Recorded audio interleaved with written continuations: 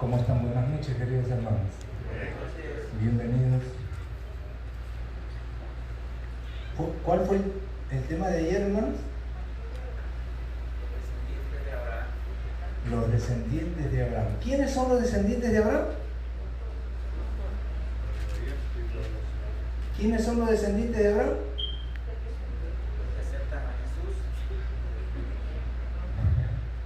Se me ha olvidado, creo. No, son otros. Ustedes no vinieron ayer, ¿no? ¿Quiénes son los descendientes de Abraham? ¿Los que tienen qué? Los que tienen fe, hermano. Eso dijo nuestro Señor Jesús, ¿no? Los que tienen fe son los descendientes de Abraham. El día lunes, ¿cuál fue el título?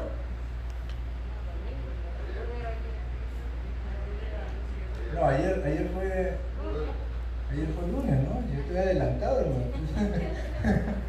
El día domingo, ¿cuál fue el título, hermano? El leproso fue, o el malato, ¿no? El título. El leproso fue curado. Y el sábado hablamos del sermón del monte. Hoy, hermanos, vamos a ver cuál es el costo del discipulado. Vamos a abrir nuestras Biblias en Mateo capítulo 8. Mateo capítulo 8, versículo 18 al 22, hermano.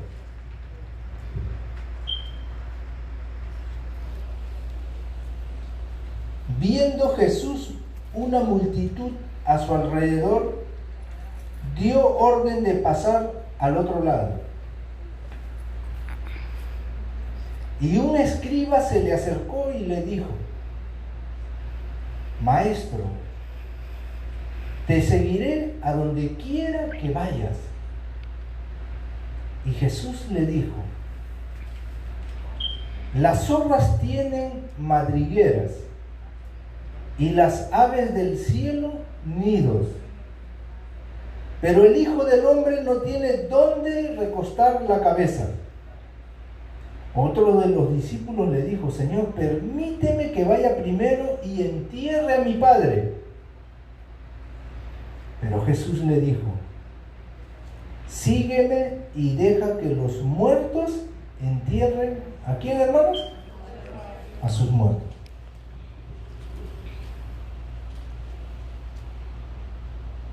La historia dice que el Señor Jesús estaba con sus discípulos. Hermanos, nosotros dijimos durante estas noches que Mateo no está narrando la historia cronológicamente. Cuando el Señor Jesús dio el sermón del monte, ya había elegido a sus discípulos.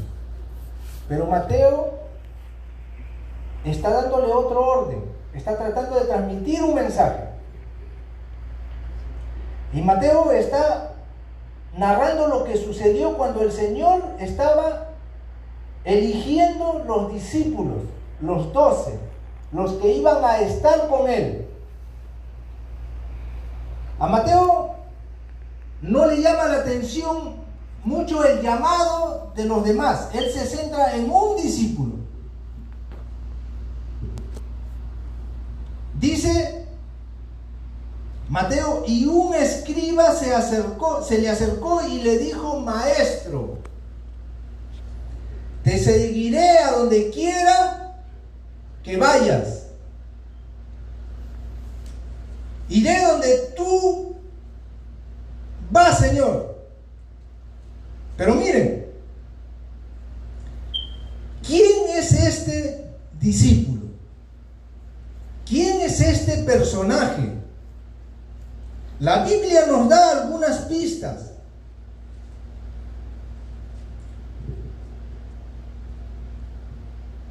El Señor, como que antes de que este discípulo decida seguirlo, le dice: mira, un ratito,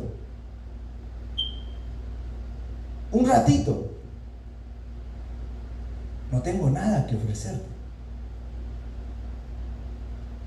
Si tu propósito al venir a mí es conseguir cosas materiales, estás perdiendo tu tiempo.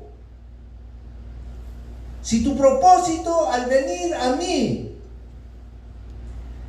es conseguir poder, honra, estás perdiendo tu tiempo. Él le dice, las zorras y las aves son más privilegiados que yo en cuestión de cosas materiales. Porque yo no tengo cosas materiales que ofrecerte. Porque el Señor Jesús no vino por las cosas materiales, hermano. Yo le explicaba a mi hijo y le decía, cuando hacíamos el culto, y yo le decía, el Señor pudo haber tenido el mejor palacio que cualquier gobernante ha tenido en esta tierra. Pudo haber tenido un palacio con las paredes de oro,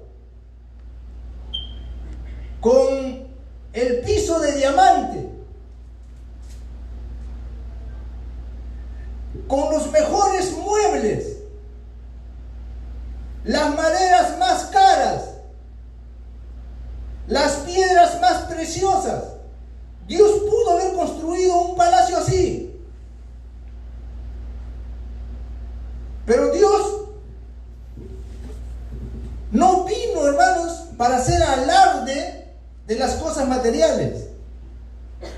Porque Dios lo tiene todo.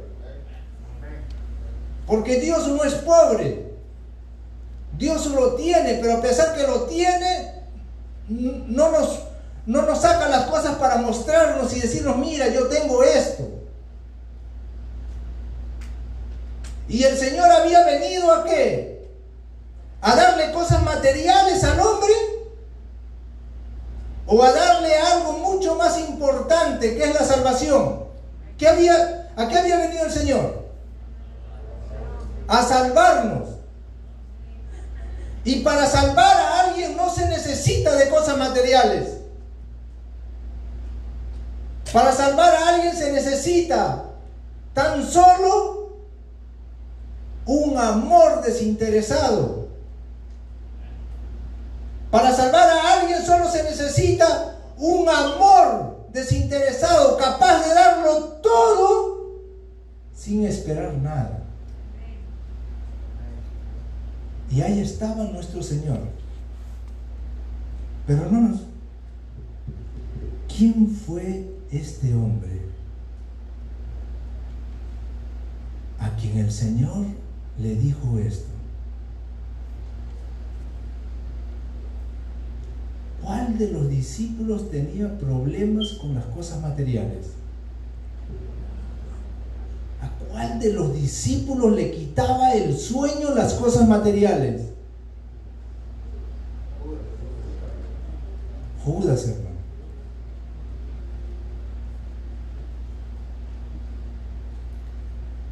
El Espíritu Profecía dice que Judas fue aquel que se acercó.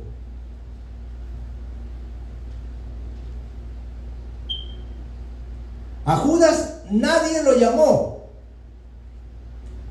A Judas no lo eligió el Señor.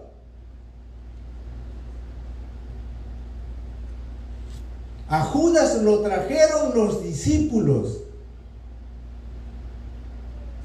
Dice que Judas quería ser discípulo del Señor Jesús.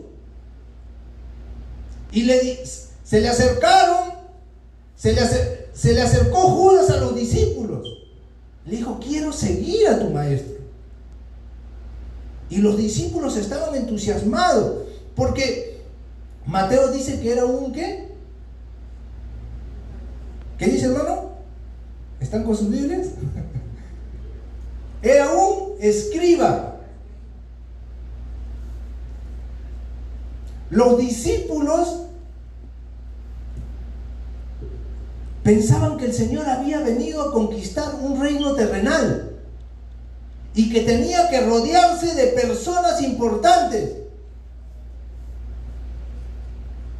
Y miren, la Biblia no lo dice, hermanos, pero el Espíritu de Profecía dice que si el Señor le hubiera dicho no a Judas, los discípulos se hubieran desanimado, dicen. Hubiera influido en el ánimo de los discípulos negativamente. Y los discípulos, dice, que estaban pensando que el Señor no estaba haciendo elecciones correctas. Porque dice que ellos pensaron, si nuestro maestro quiere construir un reino fuerte, tiene que rodearse de las personas fuertes de Israel, de las personas con influencia. Y el Señor les iba a dar una gran lección a ellos. No se necesita de esto, hermano. No digamos que una persona que se convierte, que de repente tiene influencia, tiene poder, Dios no lo quiera. No estamos diciendo eso. Porque nosotros encontramos en la Biblia grandes hombres de influencia que fueron importantes para el Señor.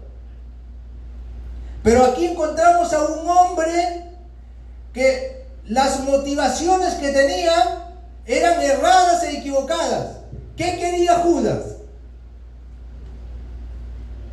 ¿Cuál era el propósito de Judas? Construir un reino terrenal.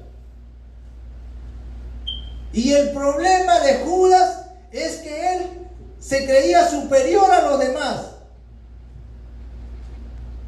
Judas pensaba que el Señor Jesús necesitaba de él para llegar a formar su reino. Miren, Judas pensaba que el Señor Jesús necesitaba de él. Él no pensaba que él necesitaba del Señor Jesús. A veces hay personas que piensan que Dios los necesita, porque si no está Él, las cosas no se hacen. A veces pensamos nosotros eso, inconscientemente, a veces. Pensamos que somos indispensables. Y Judas pensaba que era indispensable en el plan divino. Tenía una idea de cómo se debía construir el reino de este nuevo maestro. Y dijo, yo lo voy a ayudar. Yo voy a hacer que él llegue a ser un rey. Y cuando él esté reinando, yo voy a ser su mano derecha, yo voy a estar a su lado. Y yo les voy a decir a todos que él fue rey porque yo propicié las circunstancias. Porque yo lo empujé para que él tomara la decisión de ser rey. Porque yo soy inteligente. Porque sin mí nada camina, nada funciona. Yo voy a estar ahí y yo voy a ser la persona más importante. Y Judas nunca quiso aceptar que estuvo errado. Nunca quiso aceptar. Muchas veces el Señor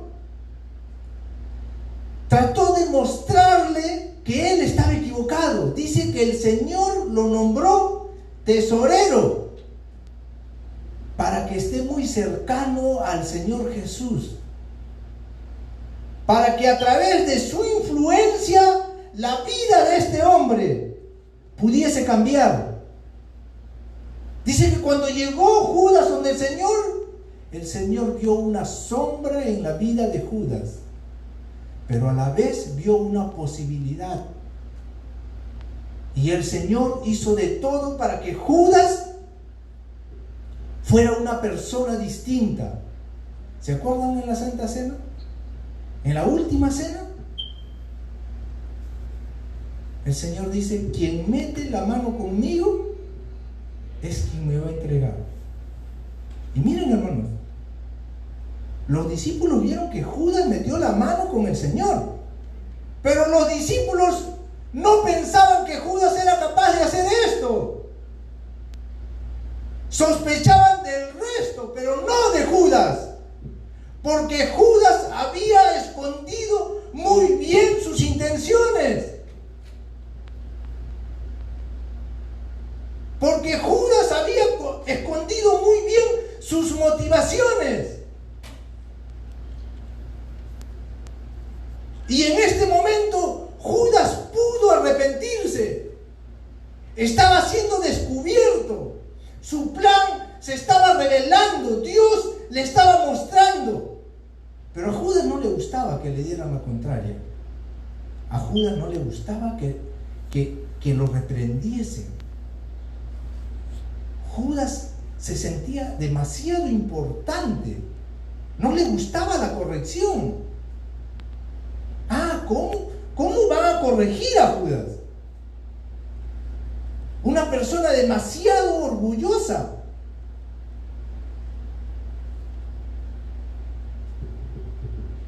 Y hermanos, el Señor le dice a Judas, es el último llamado, le dice: lo que vas a hacer, hazlo. Prácticamente le está diciendo el Señor: mira, ten cuidado. Y el Señor dice ahí: aquel que me va a traicionar, que dice, mejor le hubiera sido ¿qué? No haber nacido. ¿Quién más llamado que este? ¿Qué más advertencia que esta? El Señor amaba a Judas. Por eso nunca trató de hacer algo para que Judas pudiese tener una excusa de decir: no, el Señor me empujó a esto. No, Dios fue muy duro conmigo. Dios fue demasiado duro conmigo, por eso yo tomé esta decisión. No. Dios nunca le dio ocasión a Judas. Judas tomó su decisión. Judas decidió su camino.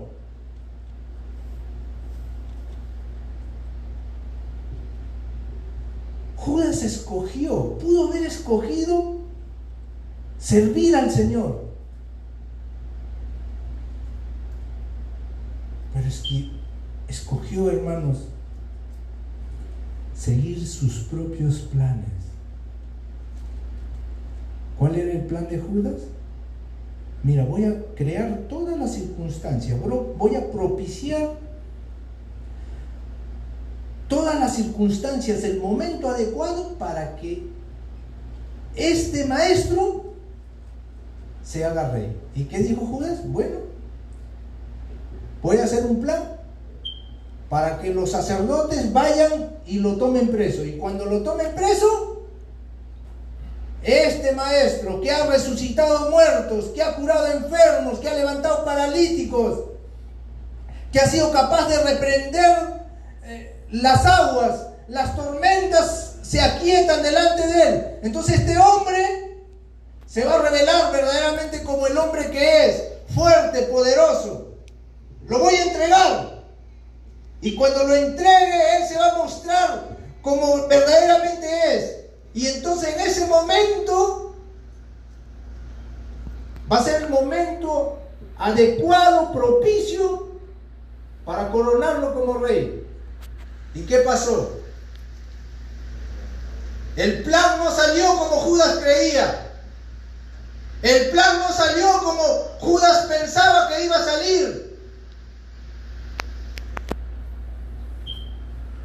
Judas vio que su plan no funcionaba cuando ingresó corriendo al templo y dijo: suelten, este hombre es inocente. suéltenlo, me he equivocado. Y los sacerdotes, ¿qué le dijeron? A mí qué me interesa, es tu problema. Sangre inocente entregado, no me interesa. Por favor, suéltenlo. No es quien ustedes piensan. Pero el enemigo es así. El enemigo es terrible, hermano. Nos hace cometer cosas y después todavía nos hace sentir culpables. Nos señala, nos enrostra, se burla, hace que todos te señalen. Y Judas salió corriendo, dice, del templo. Tiró las monedas. Por fin se dio cuenta, Judas, que lo material no servía. Pero ¿sabe cuál fue el problema de Judas, hermano? Que pasó tantos años con el Señor y no dejó que el amor del Señor lo alcance. No dejó que el amor de Dios lo alcance y sea capaz de transformar la vida de Judas. No cambió, no fue transformado. Y ahí, en la hora más difícil, en el momento de prueba más duro, Judas sale corriendo y toma la última decisión equivocada de su vida: suicidarse.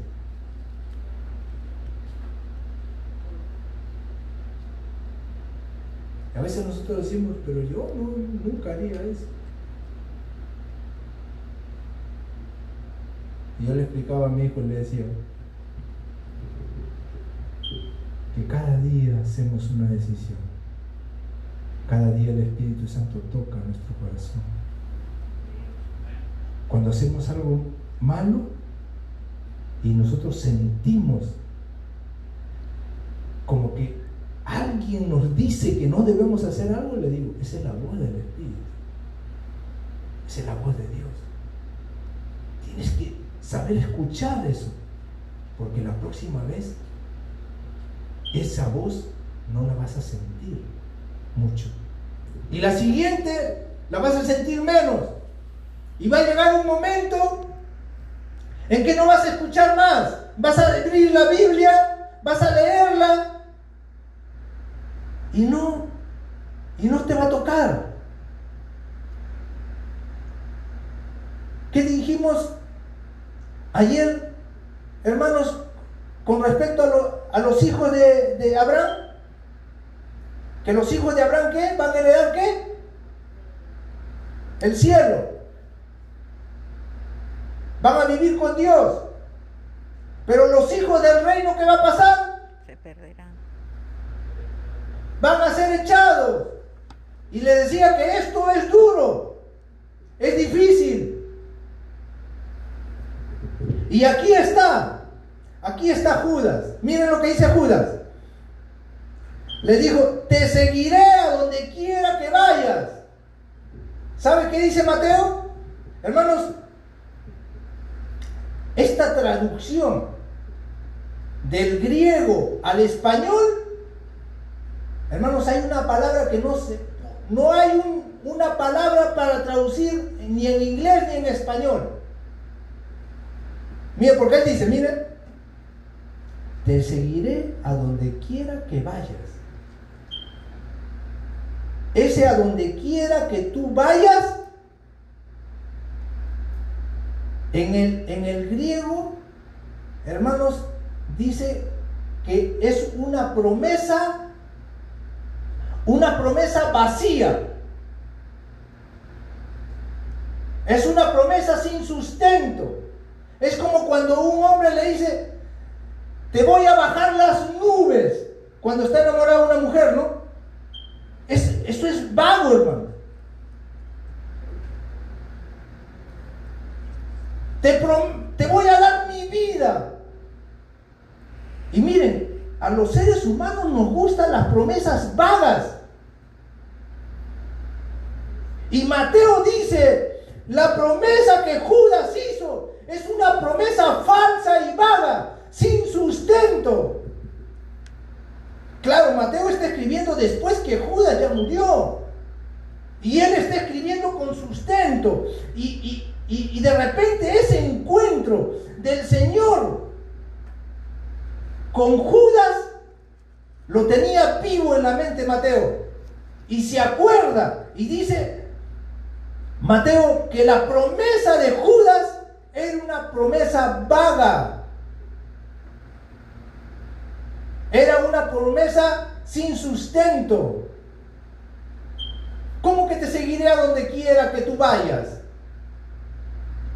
Porque Judas le estaba diciendo, te seguiré. Mira, todos los hombres han hecho cosas fantásticas y maravillosas. Pero yo sé que tú vas a hacer cosas, los hechos tuyos empiezan donde los hombres normales han terminado de hacer sus más grandes hazañas. Ahí empiezan las cosas maravillosas tuyas. De ahí para allá. Miren, voy a volver a explicar esto. Porque hasta para mí fue difícil entenderlo esta mañana cuando lo estudiaba.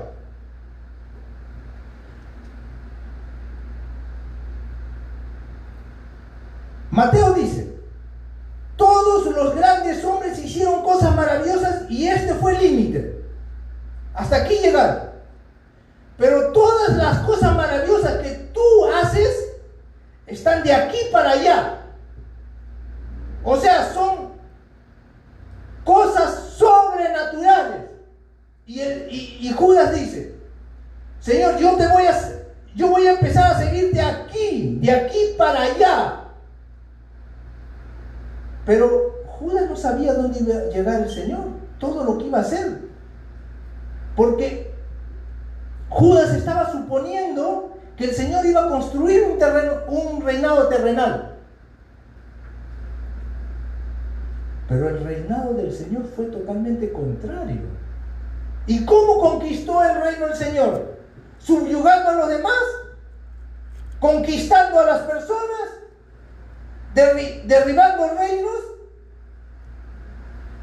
No, el reinado del Señor fue conquistado de forma contraria. El principio del cielo es, si tú quieres tener más,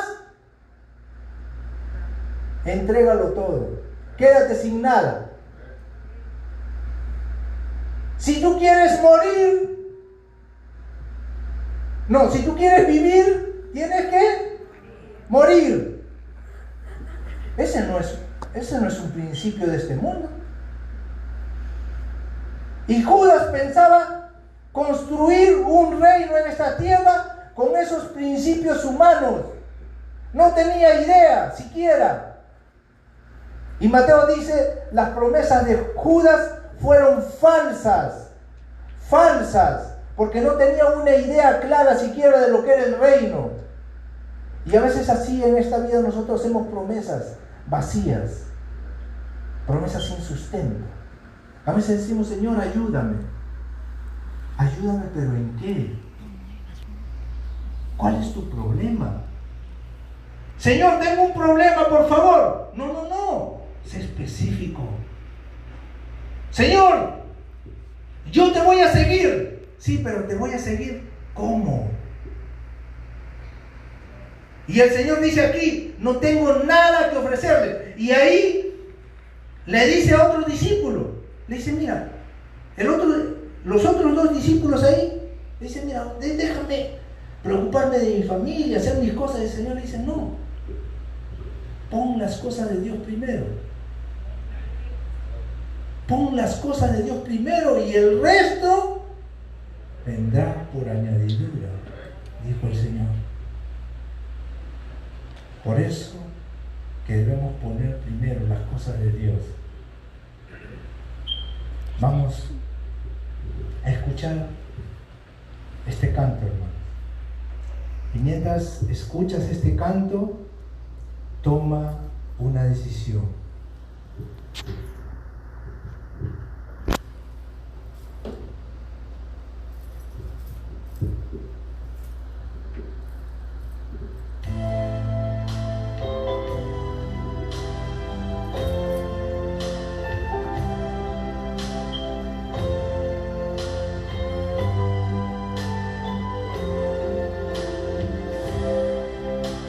Las zorras tienen cuevas para dormir,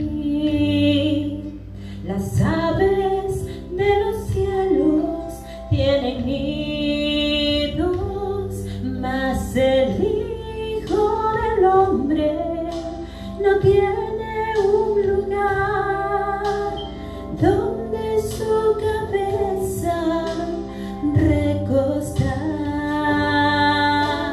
Sígueme, sígueme,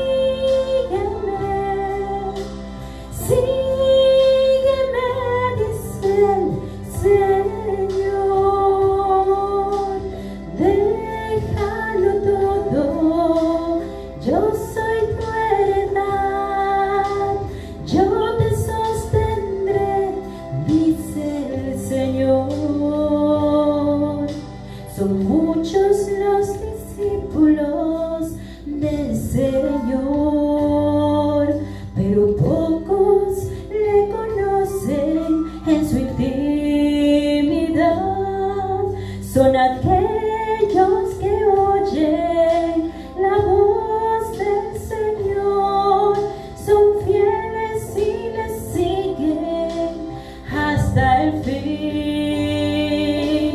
Sígueme,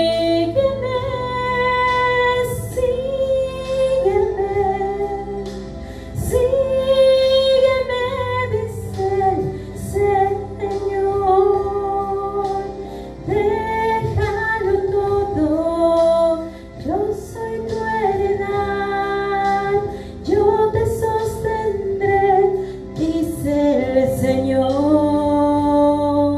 Al Cordero vi reinando sobre el monte de Sión, y con él todos aquellos que le sirven, aquellos que han dejado todo, aquellos que han seguido, aquellos que le sirven hasta el fin.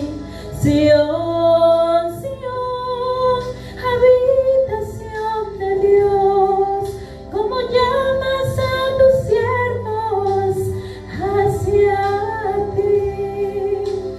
Monte de Dios, la hermosura del Señor, lugar donde está mi corazón. Sígueme, sígueme, sígueme, dice el Señor. Déjalo todo, yo soy tu heredad, yo te sostendré, dice el Señor. Amén.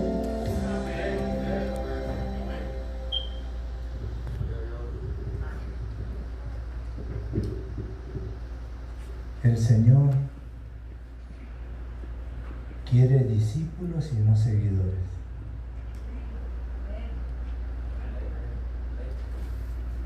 Y esta noche, hermanos, yo quiero hacerte una invitación a que tú tomes la decisión de ser discípulo y no un seguidor del Señor. A que tú tomes la decisión de ser un discípulo y no un miembro. A que tú tomes la decisión de ser discípulo y no un invitado. A que tú tomes la decisión de ser un discípulo y no alguien que viene de vez en cuando. No. llamado del Señor es: sígueme. ¿Cuántos quieren seguirle al Señor? Vamos a ponernos de pie, hermano, y vamos a hacer una oración.